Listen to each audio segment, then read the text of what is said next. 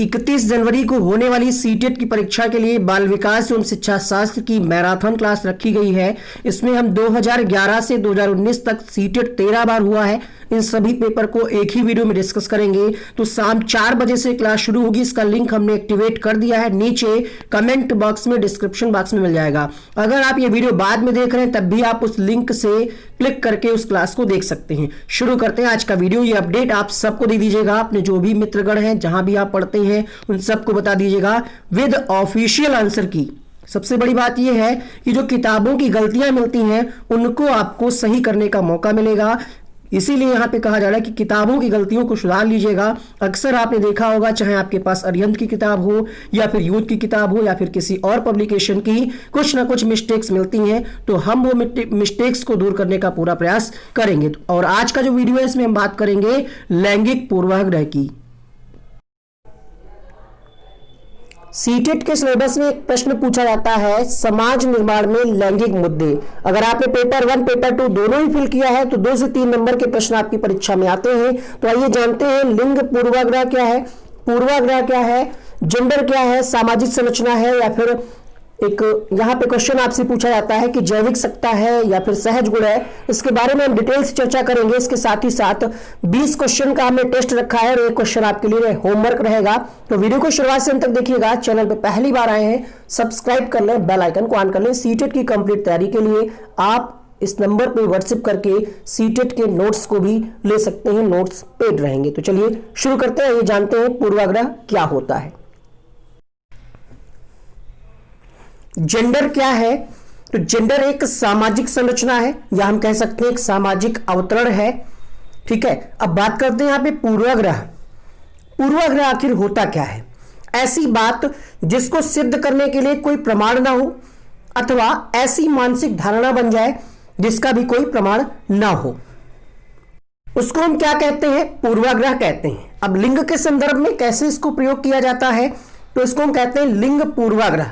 लिंग पूर्वाग्रह से मतलब यह होगा कि पुरुष और स्त्री के बारे में कही गई बातें जिसका कोई प्रमाण ना हो। जैसे यहां पे कुछ एग्जाम्पल दिए हैं कि लड़के अधिक बुद्धिमान होते हैं, लड़कियां अधिक बुद्धिमान होती हैं, पुरुष स्त्रियों की अपेक्षा ज्यादा बुद्धिमान होते हैं।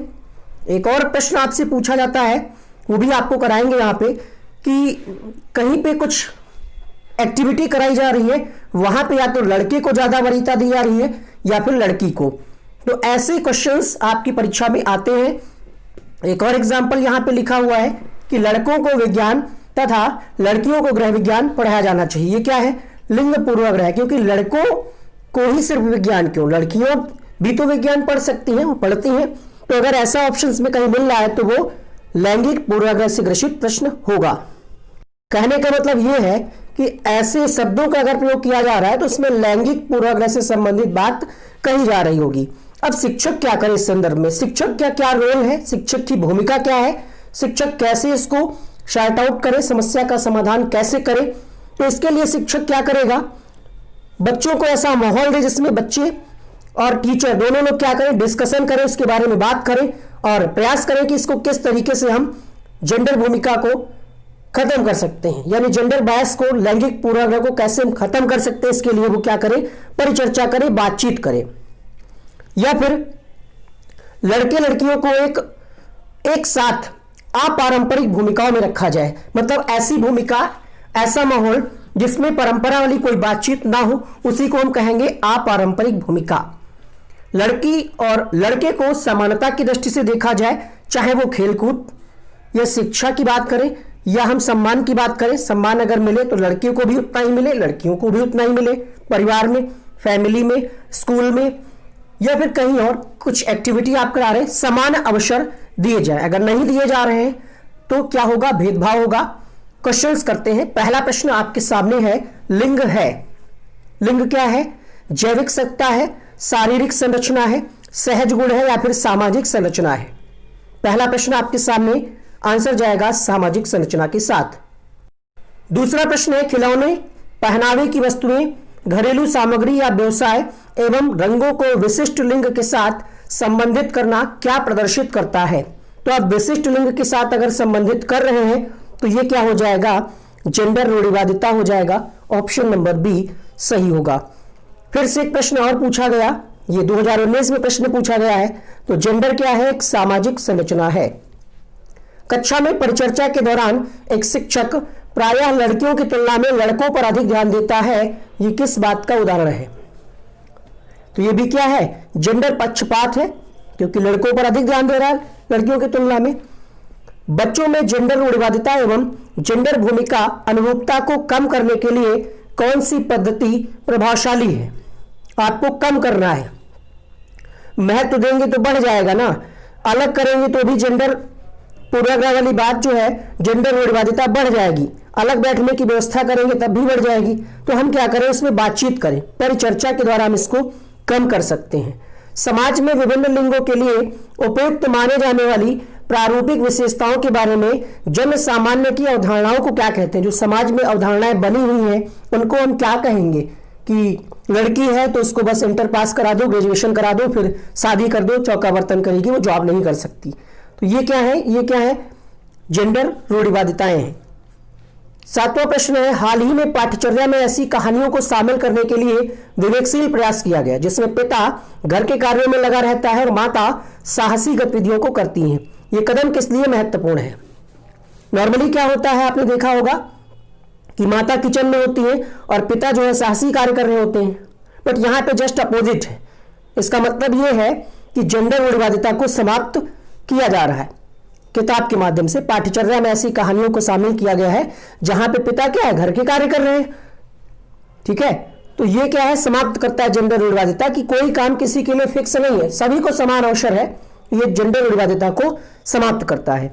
राज्य स्तर की एक एकल गायन प्रतियोगिता के लिए विद्यार्थियों को तैयार करते समय एक विद्यालय लड़कियों को वरीयता देता है।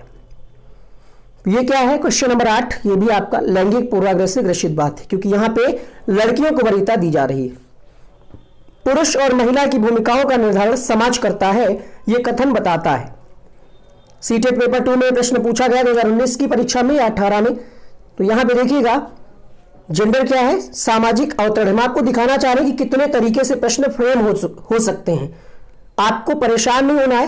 इंग्लिश वाले शब्द, सॉरी, अगर हिंदी वाले शब्द आपको नहीं समझ में आ रहे हैं क्वेश्चंस में, तो आप इंग्लिश में एक बार जरूर चेक करिएगा। आगे बढ़ते हैं क्वेश्चन नंबर 10।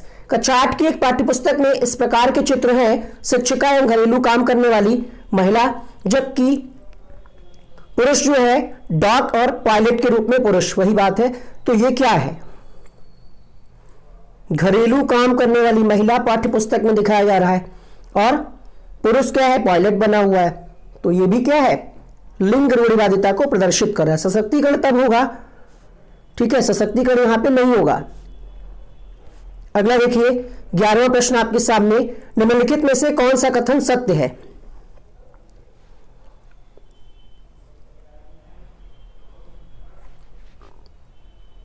बुद्धि का लिंग के साथ कोई संबंध नहीं है। अगर हम पहला लगाएंगे तो लैंगिक पूर्वाग्रह से ग्रसित हो जाएगी बात। तो बुद्धि का लिंग पर कोई प्रभाव नहीं पड़ता। पुरुष स्त्रियों की अपेक्षा ज्यादा बुद्धिमान होते हैं, यह कथन। Question number 12। तो यह भी कथन क्या है? लैंगिक पूर्वाग्रह को प्रदर्शित करता है। विद्यालय में लिंग भेदभाव से बचने का सर्वांगीण तरीका हो सकता है। क्वेश्चन नंबर 13 आपके सामने।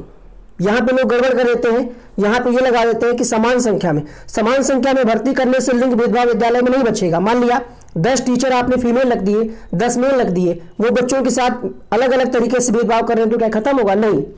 सबसे अच्छा तरीका क्या है कि शिक्षक द्वारा उनके लिंग पक्षपात पूर्ण व्यवहारों को संज्ञान में लिया जाए, जानकारी इकट्ठा की जाए, उस पर बात की जाए, चर्चा की जाए।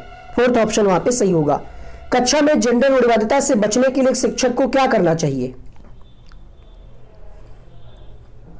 अब यहां पे प्रोत्साहित देकर के ये मत समझिएगा कि पॉजिटिव है यही सही होगा। हमने आपको शुरुआत में बताया था, लड़के और लड़कियों को एक साथ अपारंपरिक भूमिकाओं में रखना है, जहां पे परंपराएं वाली बात ना हो, ऐसा माहौल उनको दिया जाए। एक अच्छी पाठ्यपुस्तक डैश से बचाती है? लैंगिक समानता, सामाजिक उत्तरदायित्व, लैंगिक पूर्वाग्रह या फिर लैंगिक संवेदनशीलता। तो जो अच्छी पाठ्यपुस्तक होगी वो लैंगिक पूर्वाग्रह से बचाएगी। सी ऑप्शन यहां पे सही होगा। विज्ञान के प्रयोगों में सामान्यतः लड़के उपकरणों का नियंत्रण अपने हाथ में लेते हैं। मतलब लड़के लैब में जाते हैं तो क्या है, जो वहां के उपकरण होते हैं वो अपने अंडर में कर लेते हैं, और लड़कियों से क्या कराते हैं, बर्तन धोने के लिए कहते हैं। तो ये प्रवृत्ति क्या है? चारों ऑप्शंस बहुत ध्यान से पढ़िए और वीडियो को लाइक कर दीजिएगा, चैनल को भी सब्सक्राइब कर लीजिए। ऐसे ही हर सब्जेक्ट की थ्योरी क्वेश्चन आपको बिल्कुल कराया जा रहा है फ्री में, और जिनको भी नोट्स लेना है व्हाट्सएप नंबर पर मैसेज करके नोट्स ले सकते हैं, नोट्स पेड रहेंगे। तो यहाँ पे क्या रहेगा, पुरुष और स्त्री की रूढ़िबद्ध भूमिकाएं विद्यालय में भी रहती हैं, ऑप्शन नंबर ए सही होगा। जब एक शिक्षक ये समझता है कि स्वाभाविक रूप से लड़के गणित में लड़कियों से अच्छे हैं, जब एक शिक्षक ऐसा समझ रहा है तो शिक्षक क्या है? शिक्षक भी लैंगिक पूर्वाग्रह से ग्रसित है, फर्स्ट ऑप्शन सही होगा। लड़कों एवं लड़कियों के विषय में कुछ कथन नीचे दिए गए हैं, कौन सा कथन सही है? इसमें बहुत सारे लोग कंफ्यूज हो जाते हैं। देखिए, अगर हम मान भी लें कि ये सही है कि लड़कों को घर के बाहर में कार्य सहायता करनी चाहिए, तो घर के बाहर ही क्यों? दोनों में समान अवसर मिले, घर के कार्य भी और बाहर के कार्य भी। बाहर के कार्य तो लड़के करते ही हैं, घर के भी करने चाहिए। यहां पे कहा जा रहा है सभी लड़कों को विज्ञान, लड़कियों को गृह विज्ञान, तो ये तो पहले ही गलत हो गया, क्योंकि लड़कियों को भी विज्ञान पढ़ने का अवसर मिले, लड़कियों को घर के कार्यों में सहायता करनी चाहिए। क्यों भाई करनी चाहिए, क्यों करनी चाहिए? अगर तो यहां पे बेहतर ऑप्शन क्या होगा कि लड़कों को घर के कार्यों में भी सहायता करनी चाहिए। बाहर का कार्य तो करते ही है, साथ ही साथ घर के कार्यों में भी सहायता करनी चाहिए। अध्यापिका ने कमेटी के प्रधान को सभापति के स्थान पर सभाध्यक्ष लिखा, यह संकेत करता है कि अध्यापिका। 19वां प्रश्न, अब सभापति में सिर्फ क्या आ रहा है, मेल ही आ रहा है, बट उसने मेल फीमेल का जिक्र नहीं किया, सीधे उसके पद की गरिमा को ध्यान में रखते हुए सभाध्यक्ष बोल दिया, अर्थात लिंग मुक्त भाषा का प्रयोग कर रहा है। आंसर होगा ऑप्शन नंबर सी। कक्षा कक्ष में जेंडर विभेद, अब कक्षा कक्ष में अगर जेंडर विभेद होगा तो क्या होगा, क्या प्रभाव पड़ेगा उसका? प्रभावित नहीं करता है। निष्पादन मतलब परफॉर्मेंस, शिक्षार्थियों के हृदयोन्मुख प्रयासों अथवा निष्पादन का कारण बन सकता है। पुरुष विद्यार्थी, पुरुष और महिला अलग कर रहा है तो गलत, ये भी गलत, क्योंकि यहाँ पे भेदभाव दिखाया जा रहा है। एक ही ऑप्शन बचा आपके पास कि शिक्षार्थियों के हृदयोन्मुख प्रयासों अथवा निष्पादन का कारण बन सकता है, अर्थात अगर कक्षा में विभेद किया जाएगा तो बच्चे का जो परफॉर्मेंस है, निष्पादन मतलब परफॉर्मेंस, उसमें इफेक्ट पड़ेगा। छात्राओं के संबंध में कौन सा विकल्प आपको ठीक लग रहा है? पहला ऑप्शन है गणित के सवाल अच्छे से सीखती हैं, लेकिन उन्हें तब कठिनाई आती है जब उनके तर्क के बारे में पूछा जाता है। दूसरा है अपनी आयु के लड़कों की तरह गणित में अच्छी हैं, अपनी आयु के लड़कों की तुलना में स्थानिक अवधारणाओं से कम कुशलतापूर्ण निष्पादन करती हैं, भाषिक और संगीत संबंधी अधिक क्षमताएं रखती हैं। तो लड़कियां भी मैथ सीख सकती हैं अगर उनको सही से शिक्षण मिले, सही से टीचर मिले, माहौल मिले, तो लड़कियां भी क्या है, अच्छी हैं गणित में। बी ऑप्शन यहाँ पे सही होगा। अगला प्रश्न देखिएगा, क्वेश्चन ये आपके लिए रहेगा होमवर्क कि दिव्यांगजन अधिकार अधिनियम कब लागू किया गया? कमेंट करके इसका उत्तर लिखिएगा, कैसे भी सर्च करिए बट कमेंट करिए। और यहाँ पे पिछली वीडियो का लिंक आ रहा है, कुछ ट्रिकी वीडियो भी अपलोड हुए हैं संस्कृत के, उसको आप क्लिक करके यहाँ से देखें। उम्मीद करते हैं क्लास आपको पसंद आई होगी। लाइक करिए, शेयर करिए, सब्सक्राइब करिए, बेल आइकन को ऑन करिए।